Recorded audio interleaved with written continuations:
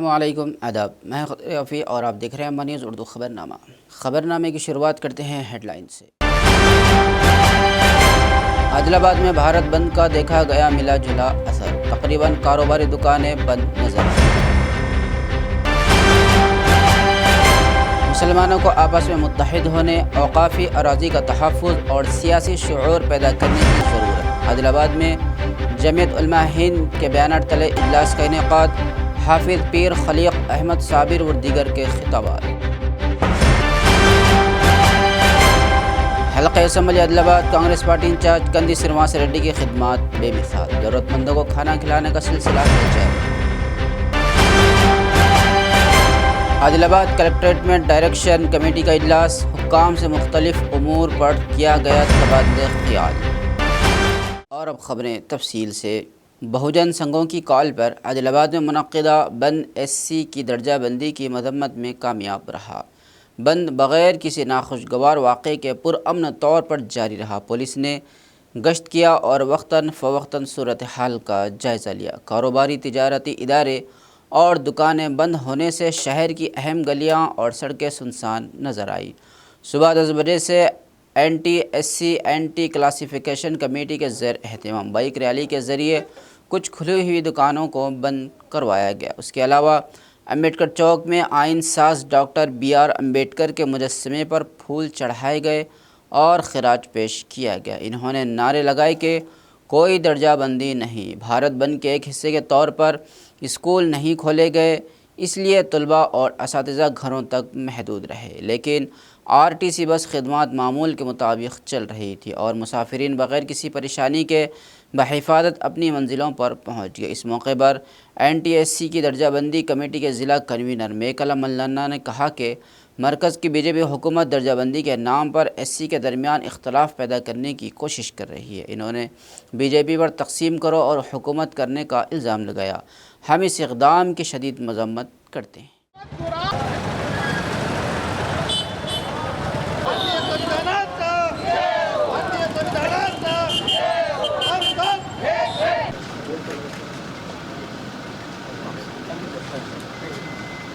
SC ఎస్టీలను వర్గీకరించాలని చెప్పేసి కేంద్ర ప్రభుత్వము ఎస్సీలలో చిచ్చు పెట్టే కార్యక్రమాన్ని చేపట్టిన మరి 341 ఆర్టికల్ ప్రకారము భారత రాజ్యాంగంలో భారత రత్న డాక్టర్ బాబాసాహెబ్ అంబేద్కర్ గారు షెడ్యూల్డ్ కులాలందరినీ కూడా ఒక్కటిగా పొందుపరచడం జరిగింది। మరి ఈ కేంద్ర ప్రభుత్వము దళితులలో వర్గీకరణ పేరు మీద చిచ్చు పెట్టే కార్యక్రమాన్ని చేపట్టిన దాన్ని దేశవ్యాప్తంగా నిరసన కార్యక్రమాన్ని చేపడుతూ దేశంలో పూర్తిగా మరి బంద్ ప్రకటించడం జరిగింది।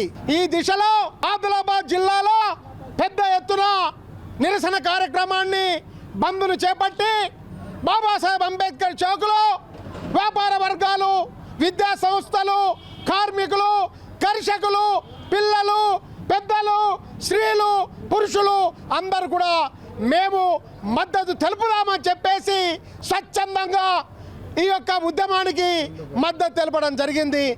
डॉक्टर बाबा साहब अम्बेडकर के जो ख्वाब था कि मैं जो हमारे SC schedule caste schedule tribes लोगों के वास्ते मैं आज संविधान में लिख के मैं आज पावन हुआ बोल के उनका ख्वाब था। उस ख्वाब को सेंट्रल गवर्नमेंट के तरफ से हम ये बताना चाहते हैं कि मनुवाद लोग आज भी हमारे पीछे पड़ के हैं। बाबा साहब मरकर भी आज 70 साल हो रहा है तो भी उनके जो हमारे इसमें हमारे दलित वर्ग में अभी भी जिंदे हैं और हज़ारों साल जिंदे रहेंगे, मगर मनुवाद को ये हजम नहीं हो रहा है। इस वास्ते दलितों को, आदिवासियों को, बीसी और माइनॉरिटी को तोड़ने का काम ये सेंट्रल गवर्नमेंट ने कर रही है।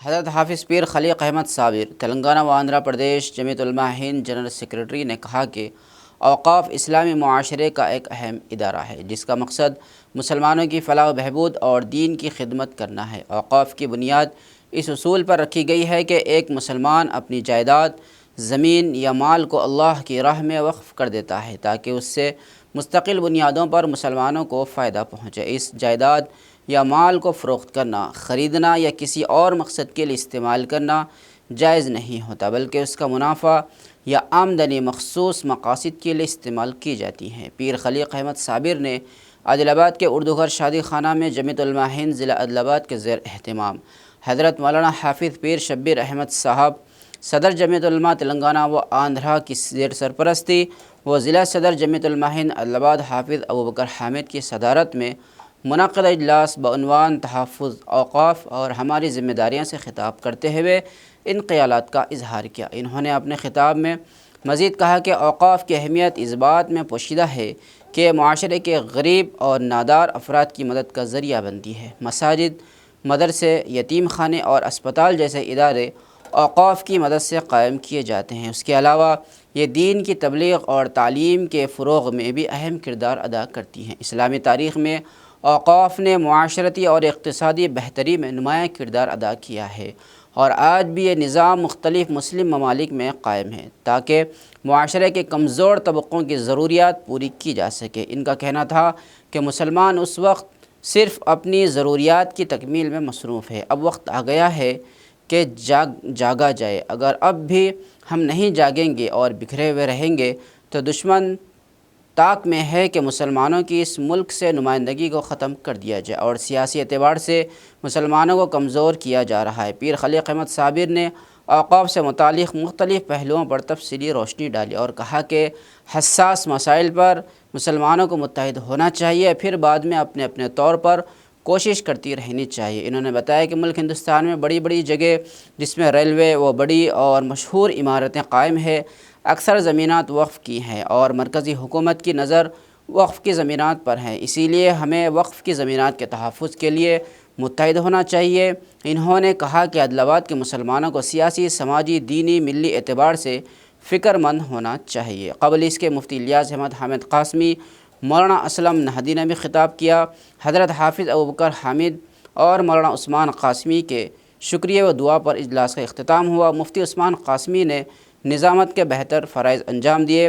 حافظ منظور احمد اور دیگر ذمہ داران نے انتظامات کیے۔ اور کوئی آدمی اس کو وقف کرتا تو وہ جائزہ اس نیت سے کرتا ہے کہ قوم کا، ملت کا اس سے کوئی فائدہ ہو، اور جائیداد کو وقف کرتے وقت میں وہ اپنی منشا یعنی پرپز ظاہر کرتا ہے۔ وہ پرپز یہ ہے کہ اس میں ایجوکیشن ہو، تعلیم ہو، زمین یا مدرسہ بنے یا مسجد بنے یا یتیم خانہ بنے یا مسلمانوں کی فلاح و بہبود کے لیے کوئی کام ہو، اس کے لیے اس کو وقف کیا جاتا ہے۔ اور وقف کی جائیدادوں کو جیسے مفتی صاحب نے کہا، پہلے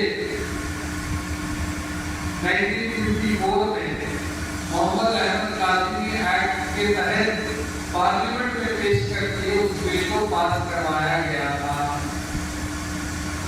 مسلمانوں کو اس ملک میں ان کی جتنی جائیدادیں وقف کی، ان جائیدادوں کا یعنی آپ منافع ہو سکے وہ ہمارے بڑے لوگ اس کو وقف کر کے گئے۔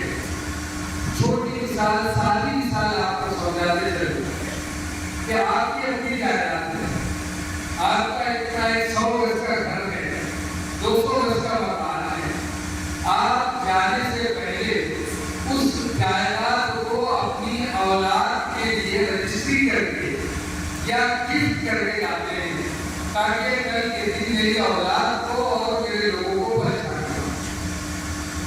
ہو۔ عمر ہو گئی، عمر کا ایک حصہ آ گیا، اس کے بعد وصیت کر دی جاتی کہ فلاں جائیداد کو میں اپنے بچوں کی ملکیت بنا کر چاہتا ہوں تاکہ یہ دنیا سے چلے بھی جائے تو۔ ایم پی گوڑم ناگیش نے کہا کہ مرکزی حکومت کی اسکیموں اور ترقیاتی پروگراموں کو بھرپور طریقے سے نافذ کیا جانا چاہیے، لوگوں کو اس سے آگاہ کیا جانا چاہیے اور حکام اپنے فرائض میں غفلت نہ برتے۔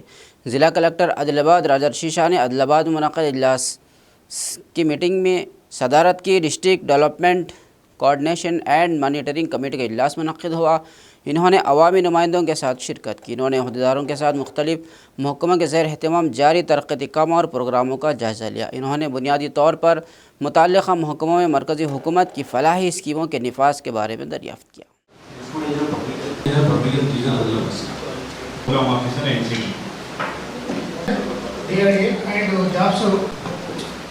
నమస్కారం sir, Subbarao sir, personal year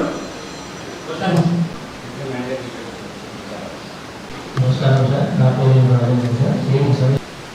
good morning sir, Suresh NH farm enterprises NHA department దానికి అటెండ్ అయ్యారు సార్. మీకు నా పేరు Basaveshwar, PD housing sir. Good morning sir, Chandramohan, order department sir గారు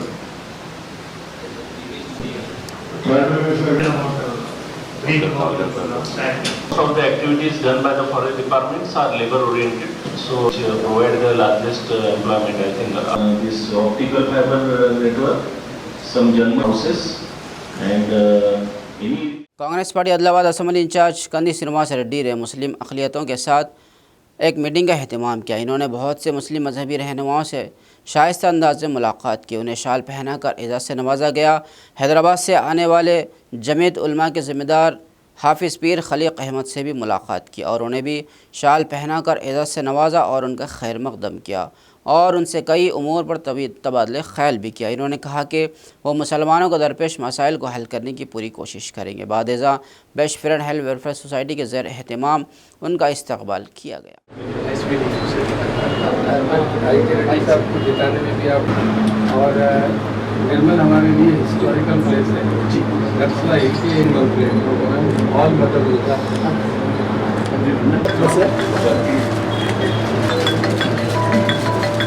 عالی ہے 9 ایئرس کورس تھینک یو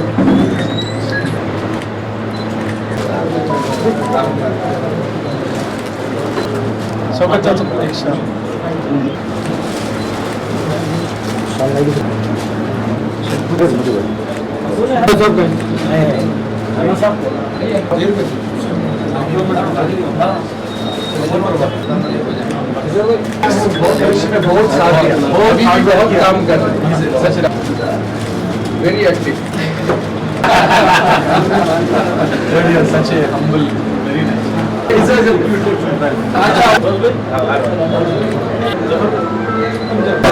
This is SDF work given by for all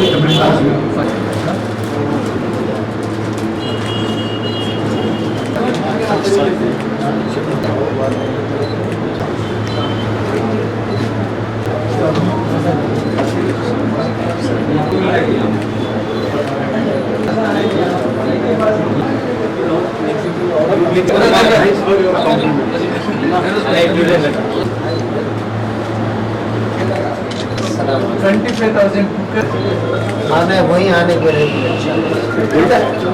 programme కు లేదు.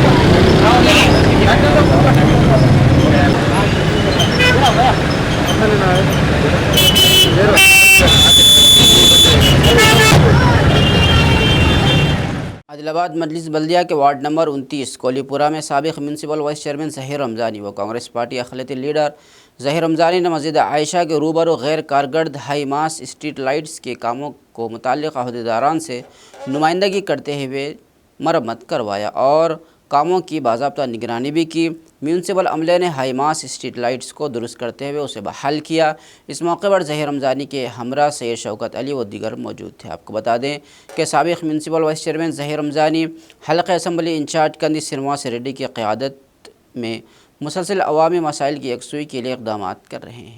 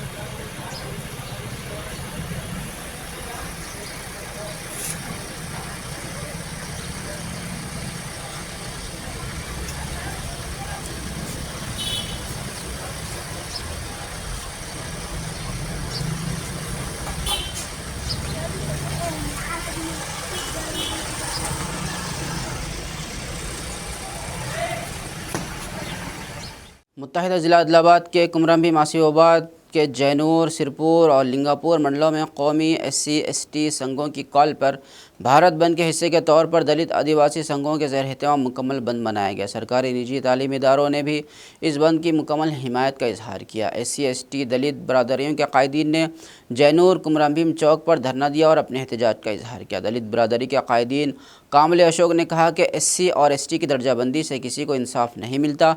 इन्होंने मरकज़ी हुकूमत पर तनकीद करते हुए कहा कि वह आइन हिंद में शामिल आर्टिकल को रोंद रही है। इन्होंने कहा कि आज़ादी के वक्त से लेकर आज तक SC की 60 ज़ेली ज़ातें भाई बहन की तरह मुत्तहिद हैं। हम सुप्रीम कोर्ट के फ़ैसले की मुखालिफत कर रहे हैं। उनका कहना था कि ये एक तरफा फ़ैसला है।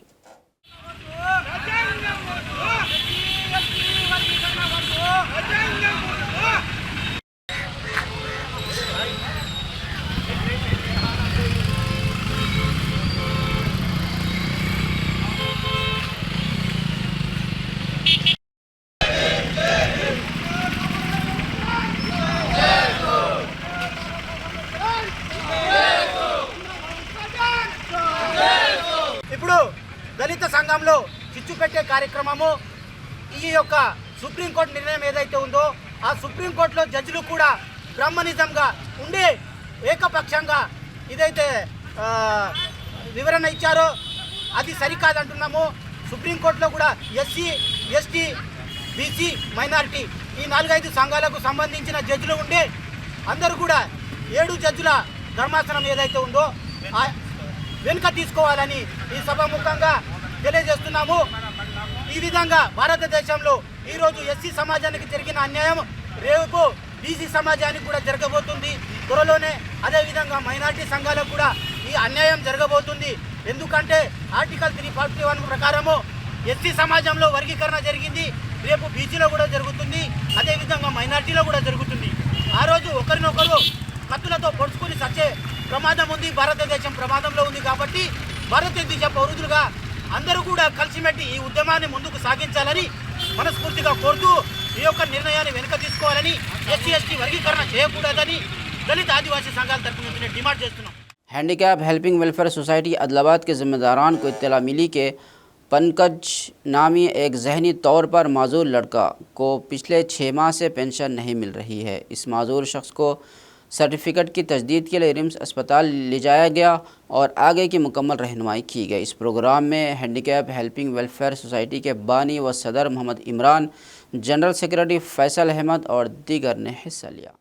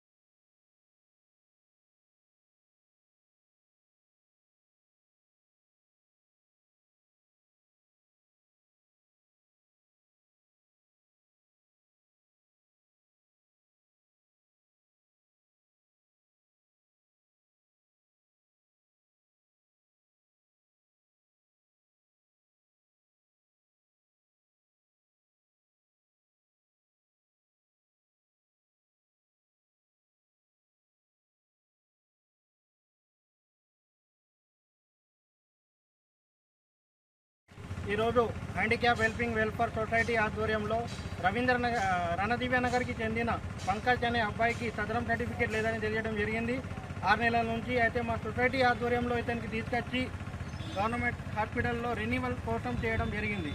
కావున ఆదిలాబాద్ జిల్లా వికలాంగులు ఎవరికైనా సదరం సర్టిఫికేట్లు లేకున్నా ఇతర ఏ సమస్యలు ఉన్నా కూడా మాకు తెలియజేస్తే మా సొసైటీ తరఫున మేము వాళ్ళకి సపోర్ట్ చేస్తామని తెలియజేస్తున్నాం. ఈరోజు హ్యాండిక్యాప్ హెల్పింగ్ వెల్ఫేర్ సొసైటీ ఆధ్వర్యంలో రణదివ్య నగర్కి చెందిన పంకజ్ అనే అబ్బాయికి సదరం సర్టిఫికేట్ లేదని తెలియడం జరిగింది 6 నెలల నుంచి. అయితే మా సొసైటీ ఆధ్వర్యంలో ఇతనికి తీసుకొచ్చి గవర్నమెంట్ హాస్పిటల్లో రెన్యువల్ కోసం చేయడం జరిగింది. కావున ఆదిలాబాద్ జిల్లా వికలాంగులు ఎవరికైనా సదరం సర్టిఫికేట్లు లేకున్నా ఇతర ఏ సమస్యలు ఉన్నా కూడా మాకు తెలియజేస్తే మా సొసైటీ తరఫున మేము వాళ్ళకి సపోర్ట్ చేస్తామని తెలియజేస్తున్నాం. हल्का assembly Adilabad Congress party incharge Kandi Srinivas Reddy की खिदमत बेमिसाल है। कंदी श्रीनिवास रेड्डी की जानिब से 3 साल कबल प्रजा सेवा भवन में शुरू किया गया ज़रूरतमंदों को खाना खिलाने का सिलसिला जारी है। रोज़ाना सैकड़ों अफराद इस कैम्प से इस्तिफ़ादा कर रहे हैं।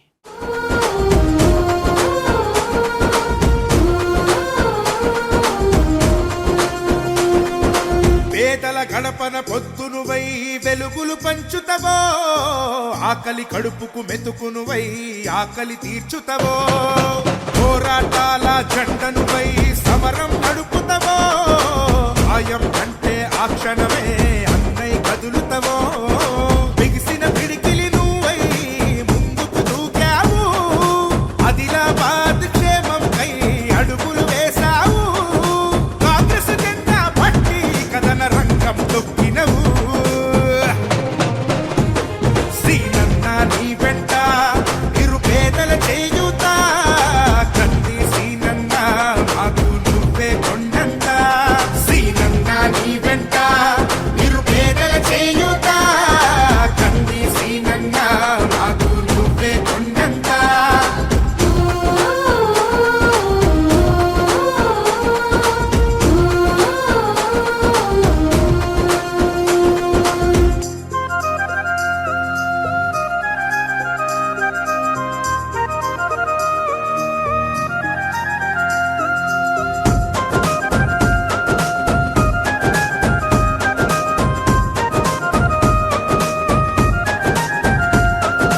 పోరాటానికి పొలికే కై పిడికిలి ఎత్తినవు, పేదల బ్రతుకుల మార్చుటకై పయనం గట్టినవు, పోరాటానికి పొలికే కై పిడికిలి ఎత్తినవు, పేదల బ్రతుకులు మార్చుటకై పయనం గట్టినవు, ఉరిమే ఉరుమై నిలిచినవో సీనన్న, ఉద్యమ కాగడమైనావో కంది సీనన్న, ఊరు ఊరున హోరు నువ్వై ఓ సీనన్న, గుండె గుండెను తట్టినావు కంది సీనన్న, కాంగ్రెస్ జెండా పట్టి కథన రంగం తొక్కినవు, సీనన్న నీ వెంట నిరుపేదల. मिड डे मील के कारकुनों ने आदिलाबाद DEO ऑफिस के सामने इल्तिवा की तनख्वाहों की अदायगी और अंडे के बिलों की अदायगी का मुतालबा करते हुए एहतजाज किया। कुंडला रामलू की क़यादत में AITUC की रियासती कमेटी के अरकान ने अपने एहतजाज का इज़हार किया। ख़ास तौर पर वो इल्तिवा की तनख्वाहों की अदायगी और तमाम बिल अदा करने पर जोर दिया। इन्होंने कहा कि हुकूमत आंगनवाड़ी मराकज़ को ज़रूरी अशिया फ़राहम करे, मिड डे मील स्कीम को रज़ाकाराना तंजीमों के हवाले करने की कोशिश तर्क कर देने का इन्होंने मुतालबा किया। इसी तरह उनका कहना था कि चार्जेस में इजाफ़ा किया जाए और ज़ायद उम्र के मुलाजिमीन को पेंशन दी जाए। इन्होंने कहा कि उन्हें सरकारी मुलाजिम तस्लीम किया जाए और 2 साल के लिए 4 जोड़े यूनिफॉर्म दिए जाएं। इन्होंने वाज़ह किया कि जब तक मज़दूरों के मसाले हल नहीं होते वो अपनी जद्दोजहद जारी रखेंगे। बादज़ा मुतअद्दिद मुतालिबात पर मुश्तमल एक पिटीशन DEO ऑफिस के हवाले की गई। మధ్యాహ్న భోజన కార్మికులకు పెండింగ్లో ఉన్నట్టు జీతాలు వెంటనే, కనీస వేతనాలు 26,000 రూపాయలు వెంటనే. AITUC కార్మికుల ఐక్యత, మధ్యాహ్న భోజన కార్మికులకు పెండింగ్ AITUC ఐక్యత, మధ్యాహ్న భోజన కార్మికుల ఐక్యత, AITUC మధ్యాహ్న భోజన కార్మికుల కనీస వేతనాలు 26,000 రూపాయలు వెంటనే, కనీస వేతనాలు 26,000 రూపాయలు వెంటనే. AITUC పెండింగ్ బిల్లులు వెంటనే, పెండింగ్ లో ఉన్నట్టు జీతాలు వెంటనే, పెండింగ్ లో ఉన్నట్టు కోడిగుడ్ల బిల్లులు వెంటనే. AITUC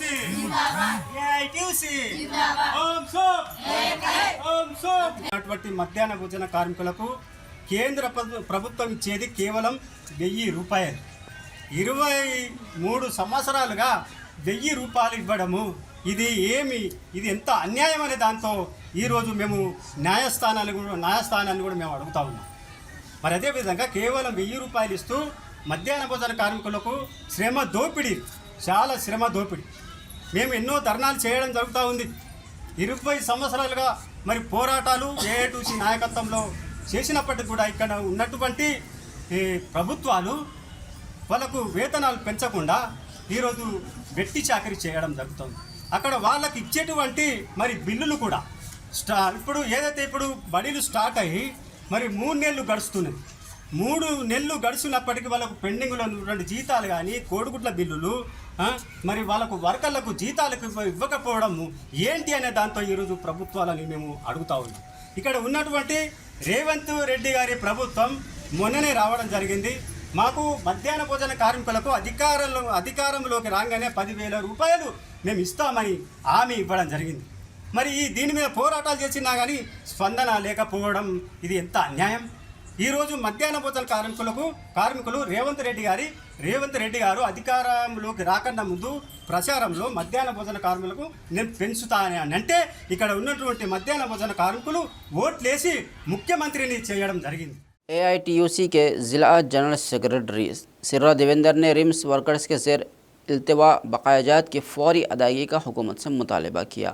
AITUC से वाबस्ता Telangana medical contract workers union RIMS branch की सदर संगीता की सदारत में वर्किंग मीटिंग मुनक्किद हुई। इन्होंने इजलास में मुताबिक मेहमान खुसूसी शिरकत की। रिम्स के कारकुनान को दरपेश मुख्तलिफ मसाइल पर तबादला ख्याल किया और करारदादें मंजूर की गई।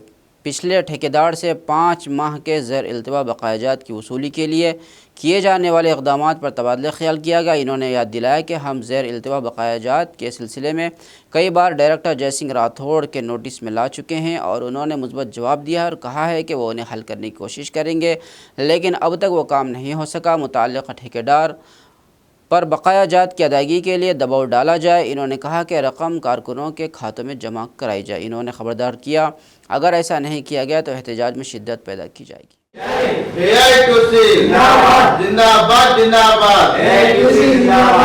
గత స్పార్క్ కాంట్రాక్టర్ ఆధ్వర్యంలో 11 నెలల ఏరియర్స్ ఆగి ఉండే ఈ కృష్ణా కన్స్ట్రక్షన్ కాంట్రాక్ట్ వచ్చి కూడా దాదాపుగా 2 సంవత్సరాలు అయితే ఉన్నది.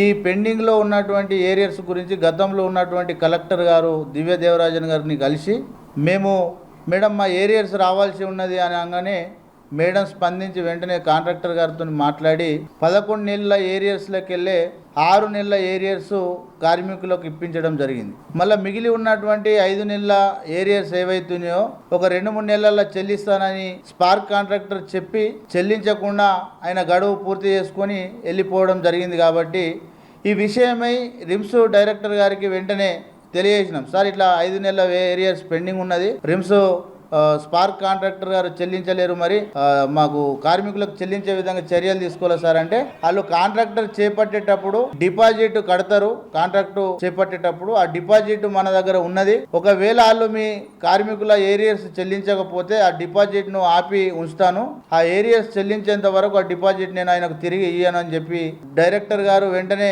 స్పందించి 5 నెలల పెండింగ్ ఏరియర్స్ను తొందరలో 4-5 రోజులలో ఇప్పించాలని మేము డిమాండ్ చేస్తూ వారికి ఈరోజు వినతి పత్రం ఇవ్వడం జరుగుతుంది. 5-6 రోజులలో గిట్ట స్పార్క్ కాంట్రాక్టర్ పెండింగ్లో ఉన్నటువంటి 5 నెలల ఏరియర్స్ను ఇవ్వకపోతే రిమ్స్లో పనిచేస్తున్నటువంటి సూపర్ స్పెషాలిటీలో పనిచేస్తున్నటువంటి కార్మికులందరినీ ఏకతాటిపైకి తీసుకొచ్చి మా పెండింగ్ ఉన్నటువంటి ఏరియాస్ను సాధించుకునేంత వరకు అలుపెరగని పోరాటాలు చేపడతామని మేము రిమ్స్ డైరెక్టర్ గారికి విజ్ఞప్తి చేస్తా ఉన్నాం.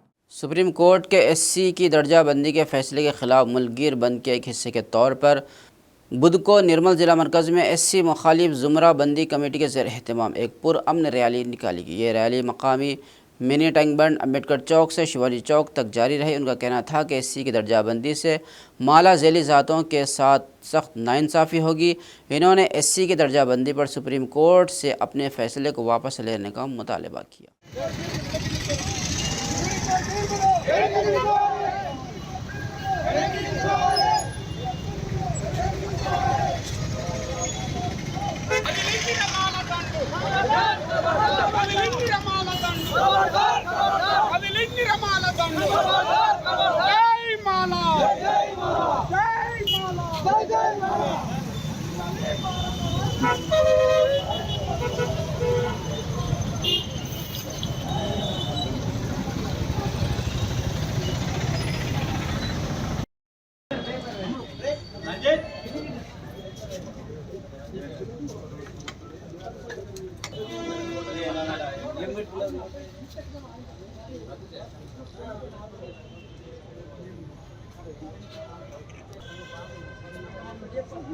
ఏదైతే ఈ నెల 1వ తారీఖున సుప్రీంకోర్టు భారత రాజ్యాంగాన్ని కాలదొరుస్తూ దాన్ని తూట్లు పొడుస్తూ వర్గీకరణ అనేది రాష్ట్ర ప్రభుత్వాలు చేసుకోవచ్చని ఒక తీర్పునివ్వడం జరిగిందో దానికి మేమందరం మాల ఉపకులాలు ఎస్సీలో ఉన్నటువంటి మిగతా 58 ఉపకులాలు కూడా దీన్ని తీవ్రంగా వ్యతిరేకిస్తూ దేశవ్యాప్తంగా ఈరోజు భారత్ బంద్ను ప్రకటించడం జరిగింది.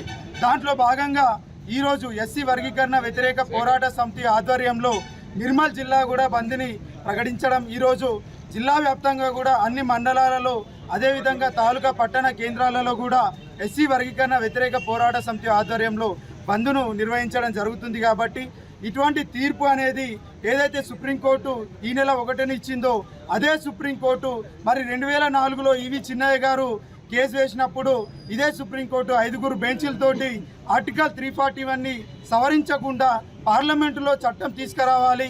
ఆర్టికల్ 341ని సవరించాలంటే పార్లమెంట్లో చట్టం తేవాలి. మరి పార్లమెంట్లో చట్టం తీసుకొచ్చిన తర్వాతనే రాష్ట్రపతి ఆమోదం పొందిన తర్వాతనే వర్గీకరణ అనేది చేసుకోవచ్చు ఈ రిజర్వేషన్లలో అని ఇదే సుప్రీంకోర్టు 5 బెంచీలతో తీర్పు ఇవ్వడం జరిగింది.